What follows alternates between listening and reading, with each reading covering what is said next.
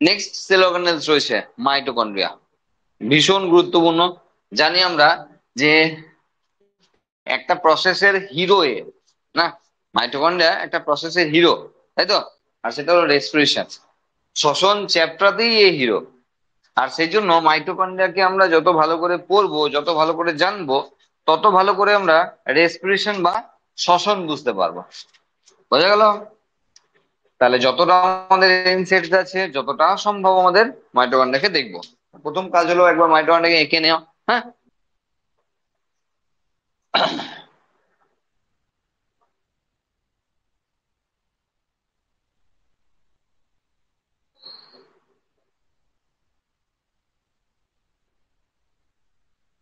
Mitochondria আমরা জানি double membrane bound cell organelles. এই হলো ডবল মেমব্রেন বাউন্ড, ঠিক আছে? তাহলে এই ক্ষেত্রে এটা হলো আউটার মেমব্রেন, আর এটা হলো ইনার মেমব্রেন। বেসিক জিনিসটা আমি বলে দিই, তারপরে আমি এনসেটতে আসছি। ঠিক আছে, আউটার মেমব্রেন আর এটা হলো ইনার মেমব্রেন। দেখো, দুটো মেমব্রেন দুটো ক্যাভিটি তৈরি করেছে, দুটো মেমব্রেন দুটো ক্যাভিটি তৈরি করেছে। একটা হলো এই ক্যাভিটিটা, মানে এই দুটো মেমব্রেনের মাঝে যে ক্যাভিটি, তাকে বলা হয় peri mitochondrial space. Peri mitochondrial space, okay. আর ভিতরে যেটা তৈরি করেছে সেটাকে বলা হয় ম্যাট্রিক্স বা ধাত্র। ম্যাট্রিক্স বা ধাত্র, দুটো মেমব্রেন দুটো ক্যাভিটি। একটা জিনিস বলে রাখি, যাদেরই দুটো করে মেমব্রেন আছে, তাদের এই দুটো মেমব্রেনের মাঝের মেমব্রেনটার মাঝের স্পেসটার নাম এরকম: peri mitochondrial space, peri plastidial space, peri nuclear space. তিনজনের ডাবল মেমব্রেন আছে, সুতরাং প্রত্যেকের ক্ষেত্রে একই হবে, যেমন লিখেছি আমরা পেরি মাইটোকন্ড্রিয়াল স্পেস। ক্লিয়ার? আচ্ছা, এবার বিষয় হলো যে ইনার মেমব্রেন যেটা, সেই ইনার মেমব্রেন বারবার ভিতর দিকে ইনভ্যাজিনেট করেছে, দিয়ে আঙুলের মতো স্ট্রাকচার গুলো তৈরি করেছে, যাদেরকে বলা হয় ক্রিস্টি। এবার ক্রিস্টির ক্ষেত্রে কেন ক্রিস্টি তৈরি হয়েছে? সারফেস এরিয়া বাড়ানো, সারফেস এরিয়া বাড়ানোর জন্য। কারণ ক্রিস্টির গায়েই আছে ওই সেই প্রধান অস্ত্র আর কি, যার থ্রু দিয়ে এটিপি সিনথেসিস করে। তো এটাকে কি বলা হয়? এটাকে বলা হয় F0F1 গ্রানিউলস। আর কি বলা হয়? বলা হয় অক্সিজোম। আর কি বলা হয়? বলা হয় ফার্নান্ডেজ মোরান সাবইউনিট বা অধ একক। আর কি বলা হয়? আর বলা হয় এটিপিএজ। মানে এটা আসলেই একটি উৎসেচক, যে এটিপি সিনথেসিস করে, প্রোটিন দিয়ে তৈরি। তো সমস্ত উৎসেচক প্রোটিন দিয়ে তৈরি, তাহলে এটিপিএজ, এটা অ্যাকচুয়ালি এটিপিএজ আর কিছু না।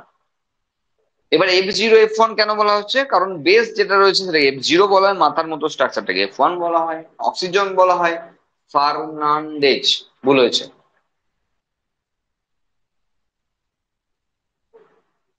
Fernandez, Fernandez. হ্যাঁ, ফার্নান্ডেজ এবং মোরান এই দুজন সায়েন্টিস্ট এটা আবিষ্কার করেছে, তাদের নাম অনুসারে এটা সাব ইউনিট, ওকে। আর এটাকেও বলা হয়, এটাকে বলা হয় এটিপিএজ। দেখো, ভিতরের মেমব্রেনে সাব ইউনিট থাকবে আর বাইরের মেমব্রেন থাকবে না, এটা তো মন খারাপ করবে না? বাইরের মেমব্রেনে মন খারাপ হতে পারে, সেই জন্য বাইরের মেমব্রেনেরও কিন্তু সাব ইউনিট আছে। ইচ্ছা করলে মনে রাখতেও পারো, পার্সন সাব ইউনিট বা পার্সনের অজয়ক কি করে, গুরুত্বপূর্ণ কাজ করে কিন্তু। হ্যাঁ, সে মাইটোকন্ড্রিয়ার সঙ্গে ভিতরের আর বাইরের কানেকশনকে তৈরি করে। হ্যাঁ, কি লাগবে, কি যাবে, কে আসবে, সেই সমস্ত জিনিসগুলো এই পার্সন সাব ইউনিট ঠিক করে। যদি ক্রিস্টি তৈরি হয়েছে মানে না হতো, তাহলে F0F1 দানা বেশি থাকতে পারতো না। তার মানে ক্রিস্টি সারফেস এরিয়া বাড়িয়েছে, ফলে F0F1 দানা বেশি পরিমাণে এখানে অ্যারেঞ্জ করতে পেরেছে। তার মানে বেশি পরিমাণে এটিপি তৈরি হওয়ার সুযোগ এসছে। বোঝা গেল কি বললাম? খুব সিম্পল বিষয়। এবার আমাদের দেখতে হবে যে এখানে কিভাবে কি হয় না হয়, সেই জন্য তার আগে আমরা এনসেট একবার দেখে নেবো। হ্যাঁ, ছবি তো আমাদের আঁকা আছে, এর পরে পরে যা যা জিনিস আছে আমরা মেমব্রেনেও এখনো শেষ করিনি। মেমব্রেনেও অনেক কিছু বলার আছে, এবং ম্যাট্রিক্স নিয়েও বলার আছে, দুটোতেই বলার আছে। হ্যাঁ, তার আগে আমরা এনসেট একবার দেখবো কি বলছে। হ্যাঁ, mitochondria R clearly visible only when stained, যখন রং করা হয় তখনই কেবলমাত্র মাইটোকন্ড্রিয়াকে সুস্পষ্টভাবে দেখা যায়, তাছাড়া দেখা যায় না। মানে রং করতেই হবে, স্টেন করতেই হবে। Number, shape, size of mitochondria per cell are variable depending on the physiological activity. Obviously তাই হওয়া উচিত, যেখানে যত বেশি শক্তি লাগে সেখানে তত বেশি মাইটোকন্ড্রিয়া থাকবে। যেমন আমরা স্পার্ম সেলের কথা বলছিলাম না, স্পার্ম সেলের মিডিল পিসটাই প্রচুর পরিমাণে মাইটোকন্ড্রিয়া থাকে। কেন থাকে? কারণ লেস দ্যান হারাতে হবে, তো শক্তির ওখানে লাগবে। আর যে সেলকে বেশি মুভ করতে হয়, যে সেলকে বেশি শক্তি খরচ করতে হয়, তাকে বেশি শক্তি উৎপাদন করতে হবে। কারণ শক্তিকে তো ট্রান্সফার করতে পারবে না যে রক্তের থ্রু দিয়ে ট্রান্সফার করে দেবে। তো তাহলে যে সেলের শক্তি দরকার সেই সেলেই মাইটোকন্ড্রিয়া থাকতে হবে। তো সেটাই সিম্পল ব্যাপার এখানে রয়েছে। আচ্ছা, it is sausage shaped or cylindrical having a diameter এতটু এত এতটু এত। এগুলো ইনফরমেশন, এগুলো মনে হয় না খুব একটা কাজে লাগবে, অত মনে রাখার দরকার পড়বে না কোনো একটা সেল অর্গানেলের ক্ষেত্রে তার স্পেসিফিক ডায়ামিটার। আচ্ছা, এই mitochondria is a double membrane long structure with the outer membrane and the inner membrane, পড়ে ফেলেছি আমরা। The divides lumen into two aqueous compartments, that is outer compartment and inner compartment called matrix। এই যেটা বললাম, দুটো membrane দুটো aqueous environment create করেছে, মানে দুটো লুমেন তৈরি করেছে যেখানে জল আছে। অ্যাকুয়াস এনভায়রনমেন্ট মানে জল আছে, তাহলে দুটো মেমব্রেন দুটো লুমেন তৈরি করেছে। এই একটা পেরিমাইটোকন্ড্রিয়াল স্পেস যেটা বলেছি ওটা একটা, আর ম্যাট্রিক্স একটা, তো আগেই বলে দিয়েছি আমরা।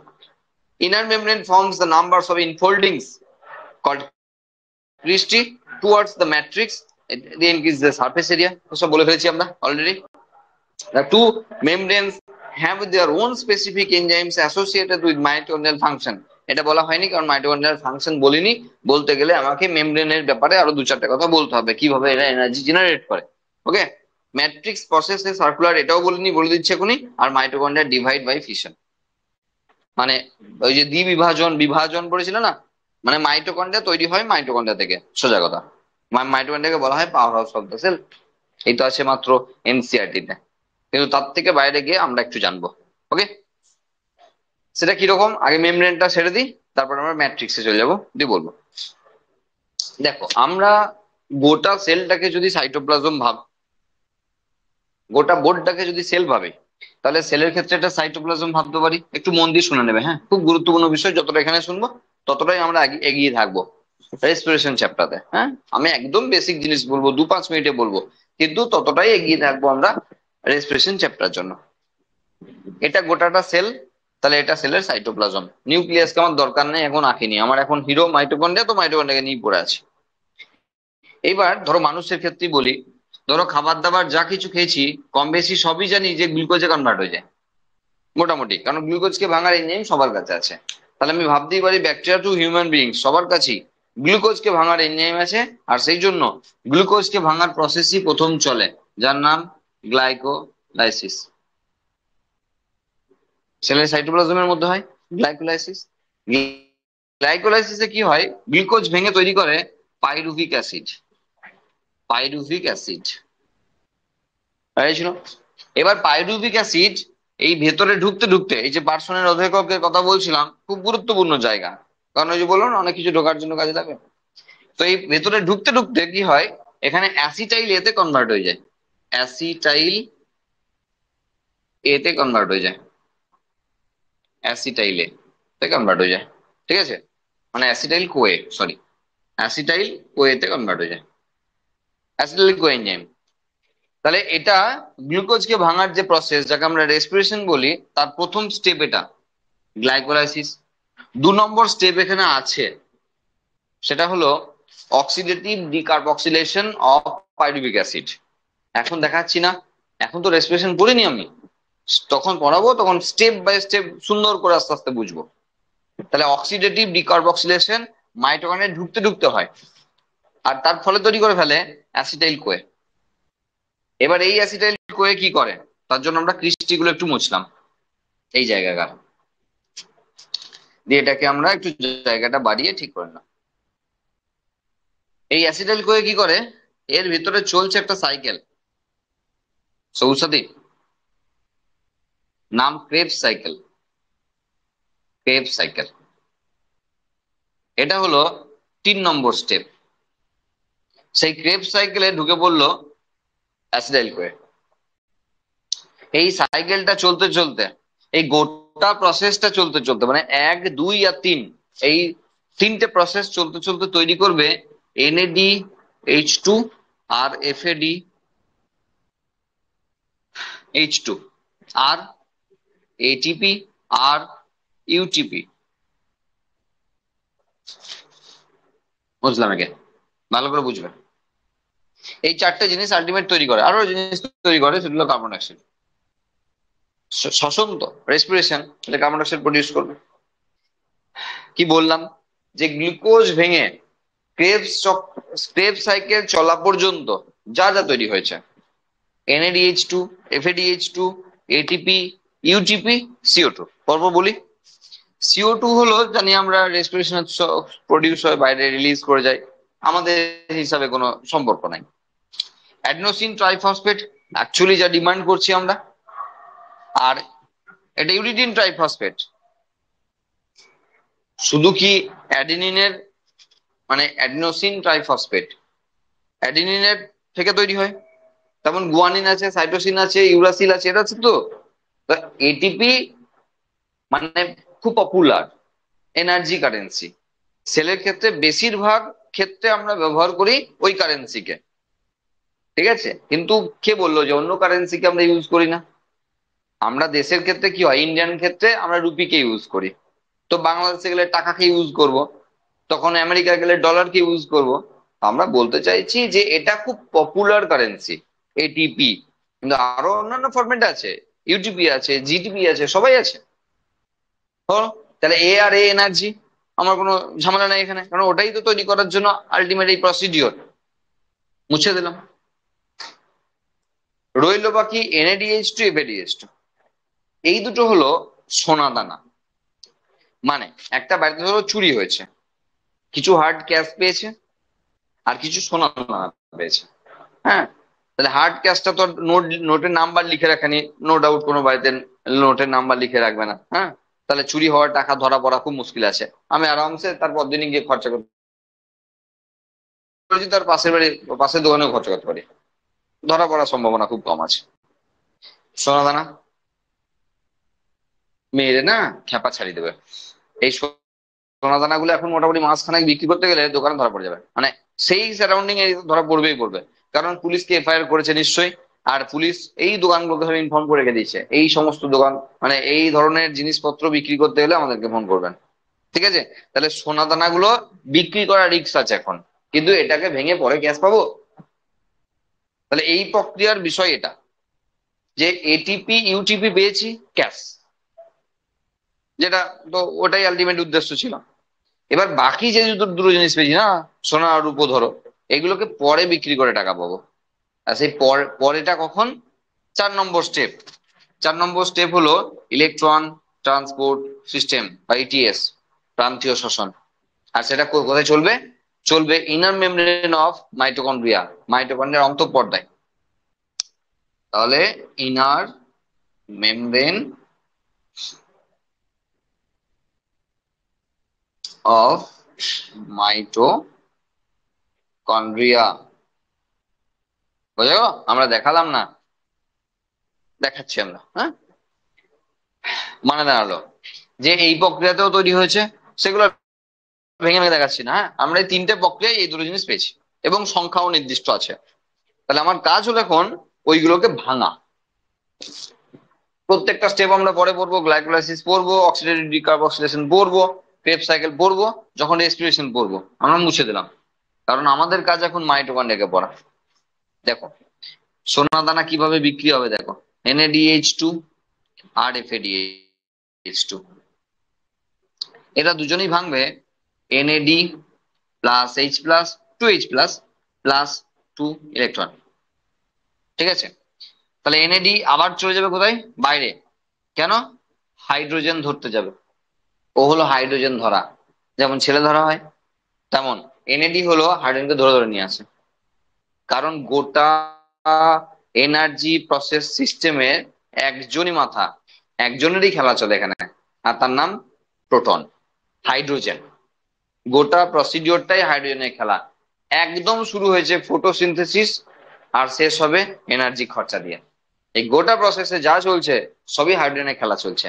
সেটা আমরা ফটোসিনথেসিস আর রেসপিরেশন বোঝানোর সময় যদি রেগুলার বেসিসে পড়ে আসো গুলে খাইয়ে দেবো, তাহলে বুঝতে পারবে যে ফটোসিনথেসিসের সঙ্গে রেসপিরেশনের গোটা সম্পর্কে কিভাবে হাইড্রোজেনের খেলা চলছে। বোঝা গেল? তাহলে এখানে এনএডি বারবার হাইড্রোজেনকে ধরে নেয় আর এখানে এসে ছেড়ে দেয়, এটাই হলো ওর কাজ। এপিডিও তাই, তাহলে এপিডিও হলো হাইড্রোজেন ধরা, ও বেরিয়ে পালাবে, আর রইলো বাকি ইলেকট্রন আর প্রোটন, এটা রইলো। তাহলে আমরা এখন কি করলাম, এগুলোকে মুছে দিলাম, এগুলোকে মুছে দিই। হ্যাঁ, তাহলে NADH2 FADH2 ভেঙে NAD FAD H+2 যা যা পাচ্ছি আর কি, হ্যাঁ, সেগুলোর এই জিনিসগুলো আমাদের আর লাগবে না, কারণ এগুলো ভেঙে দিয়েছি। তাহলে মুছলাম,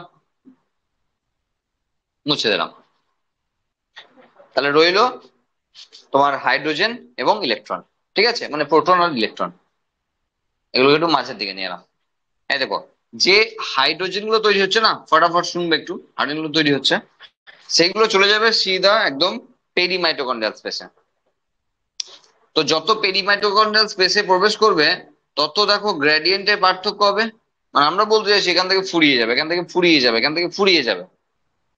আর যখনই ইলেকট্রন গুলোকে পাচ্ছি তখন ইলেকট্রন গুলোকে নিয়ে পৌঁছে যাবে কোথায়, ইলেকট্রন ট্রান্সপোর্ট সিস্টেমে। সেটা কোথায় আছে, ইনার মেমব্রেন অফ মাইটোকন্ড্রিয়া। তার মানে ইনার মেমব্রেন অফ মাইটোকন্ড্রিয়া জুড়ে চলবে একটা ট্রান্সপোর্ট, যার নামই ইলেকট্রন ট্রান্সপোর্ট সিস্টেম। ওই 100 দিনের কাজে যেমন মাটি বওয়া হয় বা কিছু বওয়া হয় না, ওইরকম আর কি। এ ওকে দেবে, ও ওকে দেবে, সে ওকে দেবে, এরকম করে ইলেকট্রনের ট্রান্সপোর্ট চলবে। ডিটেলসে পড়বো আমরা তখন। তাহলে কি হলো আলটিমেট, এখানে যা ভাঙাভাঙি হলো হলো, সেগুলো সব চলে এলো, হাইড্রোজেন গুলো চলে এলো পেরিমাইটোকন্ড্রিয়াল স্পেসে, পেরিমাইটোকন্ড্রিয়াল স্পেসে। আর যেটা ইলেকট্রন সেগুলো চলে এলো ইনার মেমব্রেন অফ মাইটোকন্ড্রিয়া। ওকে, এবার কি হবে, এবার কি হবে দেখো, এইখানটা জাস্ট আমরা একটু মুছে দিলাম আর একটু জায়গাকে নেওয়ার জন্য। এইখানে আমরা করে দিলাম একটা F0F1 দানা বড় করে।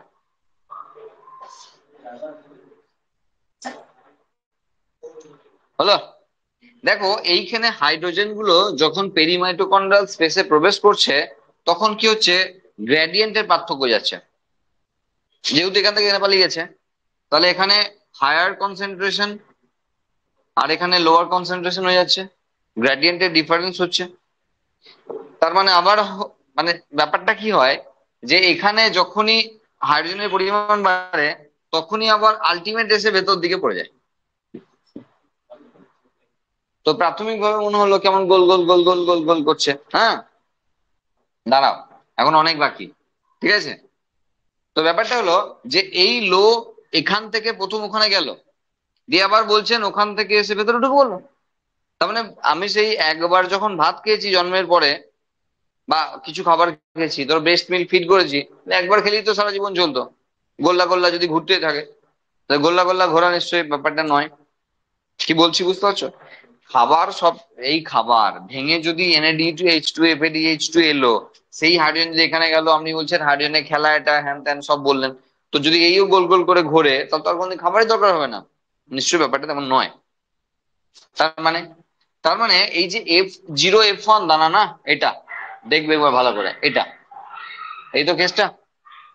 এইখানে এই যে F0তে 9টা হাইড্রোজেন বসার জায়গা আছে, মোট 9টা হাইড্রোজেন বসার জায়গা আছে। যত শুনে নেবে তত রেসপিরেশন এগিয়ে যাবে। তো একটা করে হাইড্রোজেন গিয়ে ওখানে বসে আর আগেরটা খুলে পড়ে যায়, যেটা এখানে দেখানো হচ্ছে। একটা করে এখানে বসে আর আগেরটা খুলে এখানে পড়ে যায়। তার মানে হাইড্রোজেনকে ভেতরে ঢুকে দিলাম। এই প্রতিবার হাইড্রোজেন ঢুকলে ওই মোটরটা, এই যে এটা, এটা মোটরের মতো ঘুরতে পারে। মোটরটা একবার ঘোরে, একটা হাইড্রোজেন বললো টুপ করে, মোটরটা একবার ঘুরলো, আবার পড়লো, আবার ঘুরলো, আবার পড়লো, আবার ঘুরলো, আমার হাত তো আর ঘুরবে না। তো প্রতিবার একটা করে হাইড্রোজেন পড়ছে, মোটরটা ঘুরছে, একবার ঘুরছে, মোটর ঘুরছে, ঘুরছে ঘুরছে ঘুরছে। তাহলে এখানে প্রোটন মোটিভ ফোর্স তৈরি হয়, প্রোটন মোটিভ ফোর্স তৈরি হয় এখানে। তার ফলে কি হলো, এই যে মোটরটা ঘুরছে, যে ফোর্সটা তৈরি হচ্ছে, যে এনার্জিটা তৈরি হচ্ছে, তা তো কিছুতে কনভার্ট হবে। আর সেটার কনভার্সেশনের বিষয় হলো এরকম যে এডিপি, অ্যাডিনোসিন ডাইফসফেট, আগেই ছিল সেলে, খাওয়া দাওয়া করে পেয়েছিলাম। তার সঙ্গে ইনঅর্গানিক ফসফেট বাইন্ড করে তৈরি করে ফেললো আলটিমেট আমাদের যা উদ্দেশ্য, এটিপি। দেখো আমরা এরকম জানি ADP, adenosine diphosphate plus inorganic phosphate, reversible reaction ATP. মানে এই দুটোকে জুড়লে এটিপি পাই, এটিপি ভাঙলে এই দুটোই পাই। প্রশ্ন আমার এটা, শক্তি কই? শক্তি কোথায়? হ্যাঁ, এটিপি আগে হয়েছিল, সেটা তো সোনা মানে টাকা পয়সা ক্যাশ পেয়েছিল, বাড়িতে চুরি হয়েছিল, সেখানে কিছু খুচরো পয়সা পেয়েছিল ইউটিপি কম পায়, কিছু ক্যাশ পেয়েছিল এটিপি, কিছু গহনা পেয়েছিল, সেগুলো পরে বিক্রি করে গ্যাস হবে। এখন তো সেটা বিক্রি করছি আমরা। আমরা যা ক্যাশ পেয়েছি তো ক্যাশই, সোনা দানা গুলো ছাড়বো কেন? ওগুলো তো আরো বেশি ক্যাশ পাবো, তো সেগুলোতেই আরো বেশি ক্যাশ পাবো, তো সেগুলোই এখন ভাঙার ব্যবস্থা চলছে। বোঝা গেল? তাহলে এখানে আমার প্রশ্ন হলো, অ্যাডিনোসিন ডাইফসফেট, ডাইফসফেট একটা ইনঅর্গানিক ফসফেট যুক্ত হলো, ট্রাই হয়ে গেল, শক্তি কই? শক্তিটা কোথায় আছে? হ্যাঁ, শক্তি হলো বন্ডে আছে। দেখো, অ্যাডিনোসিন ডাইফসফেট, ইনঅর্গানিক ফসফেট, পেলে একটা আওয়াজ, এটা শক্তি, এটাই শক্তি আছে, এই বন্ডটাতে শক্তি আছে। এই বন্ডটা যখন ছাড়বে শক্তিটা রিলিজ করে যাবে, এই বন্ডটা যখন তৈরি হবে তখনই শক্তিটা লাগিয়ে আছে। এটাই হলো আসল গল্প, এই বন্ডিং আছে গল্প। বোঝা গেল? সেই জন্য আমরা রিভার্সেবল রিয়াকশনে দেখো কিছু প্লাস মাইনাস নাই, ওটাকে জুড়ে ওটা, ওটাকে জুড়ে না, কিন্তু জোড়ার জন্য শক্তি লাগবে। এটিপি যেটা কি বলা হয়, ফসফোরাইলেশন না, ফসফোরাইলেশন। এখন ফসফোরাইলেশন তিন প্রকার।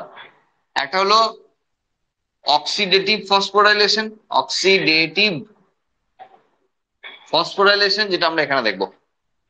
আরেকটা কি আছে, ফটো ফসফোরাইলেশন। আরেকটা কি আছে, সাবস্ট্রেট লেভেল ফসফোরাইলেশন। চাপ না নিলেও হবে, পরে আমরা আলোচনা করব।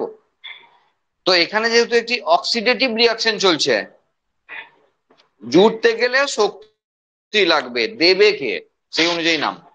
জুড়তে গেলে শক্তি লাগবে, কে দেবে সেই অনুযায়ী নাম। যদি অক্সিডেশন রিয়াকশনের মাধ্যমে, অক্সিডেটিভ রিয়াকশনের মাধ্যমে হচ্ছে তো অক্সিডেটিভ ফসফোরাইলেশন, যেটা মাইটোকন্ড্রিয়া হয়। যদি ফটোসিনথেসিসের সময় শক্তি উৎপাদন হচ্ছে, তাহলে ফটো ফসফোরাইলেশন, মানে ওটা জুড়তে আলো লেগেছে, আলো ওখানে শক্তি দান করছে। আর যদি কোনো সাবস্ট্রেট দান করে, তখন সাবস্ট্রেট লেভেল ফসফোরাইলেশন, এগুলো ব্যাকটেরিয়াতে হয়। বোঝা গেল?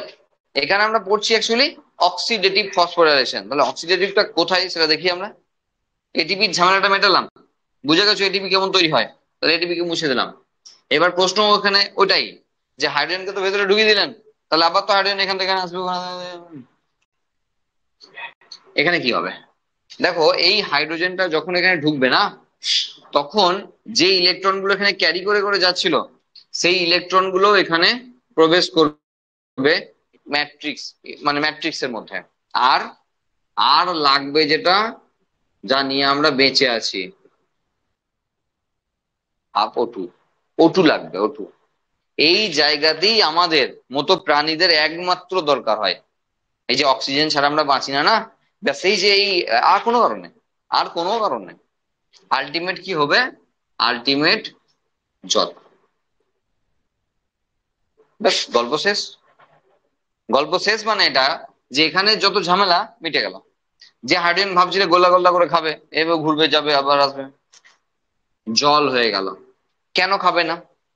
কারণ দেখো, এই গ্রেডিয়েন্টটা তৈরি করতে গেলে আগেকার হাইড্রোজেন গুলো যাবে না, কারণ পিএইচ লেভেলের পরিবর্তন হয়ে যাবে, এনজাইম গুলো তার অ্যাক্টিভিটি হারিয়ে ফেলবে। তুমি যেটা ভাবছো না, যেখানে যখন NADH2 FADH2 ভাঙলো, তারপরে এখানে এলো, যে এনজাইম গুলো কাজ করছিল তাদের অ্যাক্টিভিটি নষ্ট হয়ে গেছে, নষ্ট হয়ে গেছে অলরেডি। কেন? কারণ এই যে গ্রেডিয়েন্ট চেঞ্জ হয়ে গেছে, প্রোটন বেরিয়ে গেছে, ইলেকট্রন বেরিয়ে গেছে, গ্রেডিয়েন্ট চেঞ্জ হয়ে গেছে। তো ইলেকট্রন, একটা এনজাইম তো স্পেসিফিক পিএইচ এ কাজ করে, তো পিএইচ লেভেলের পরিবর্তন হয়ে গেছে। এনজাইম কোনো কাজ শুরুও করে না, শেষও করে না, মাঝে শুধু ঢোকে, বাড়ায় কিংবা কমায়, এই তো আমরা এনজাইমের ব্যাপার ফর্মুলা বলি।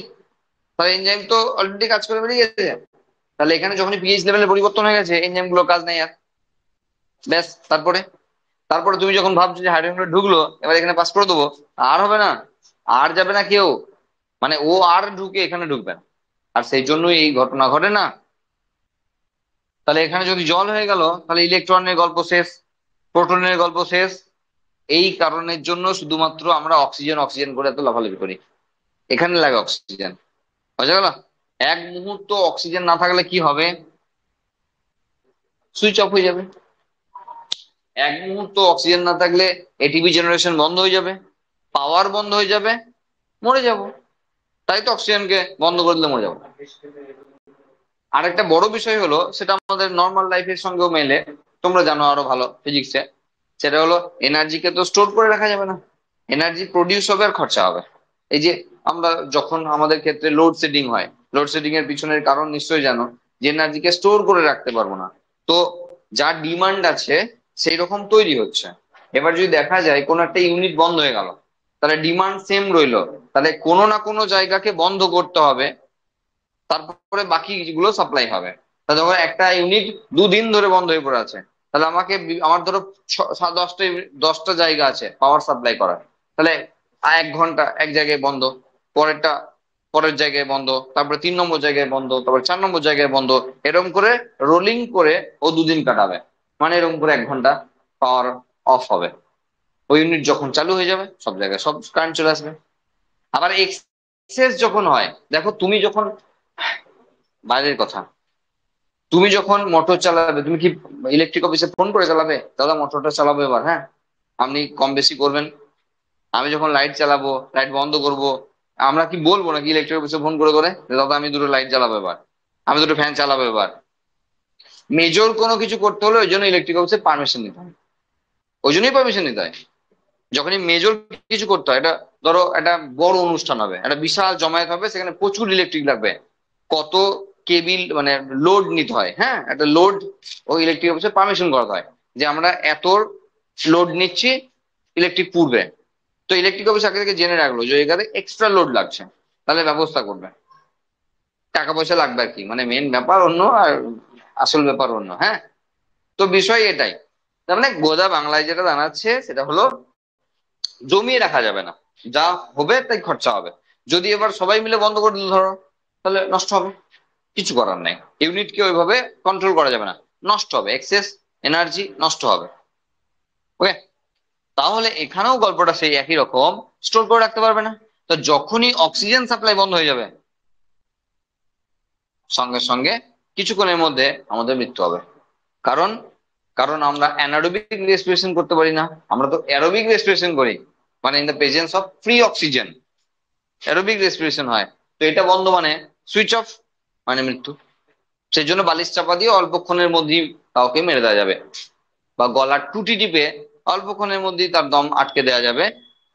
মরতে মারতে বেশিক্ষণ টাইম লাগবে না, দেখো ওইটুকু টাইম অক্সিজেন অফ ছিল, তো মরে গেল লোকটা। কারণ না এনার্জি স্টোর আছে, না অক্সিজেন স্টোর আছে, কোনোটাই স্টোর নাই, কন্টিনিউয়াসলি চলছে। যখন করোনা চলছিল তখন বলছিল না অক্সিজেনের স্যাচুরেশন লেভেল কমে যাচ্ছে, 98 থাকার কথা 60-এ চলে আসছে, হ্যাঁ এসব বলছিল। হ্যাঁ, তার গল্পগুলো বুঝতে পারবে যখন আমরা পড়াবো circulation, body fluid and circulation. তখন আমরা ওই haemoglobin, oxygen haemoglobin dissociation curve থাকে না, নিটের জন্য খুব ইম্পর্টেন্ট একটা টপিক, তো ওখানে গিয়ে পড়বো। ছাড়ো, বেশি বোকা হয়ে যাচ্ছে। মাইটোকন্ড্রিয়ার, এটা হলো মেমব্রেনের গল্প। দুটো মেমব্রেন কিভাবে কাজ করছে, বিশেষ করে ইনার মেমব্রেন কিভাবে হেল্প করছে তা বুঝতে পারলে।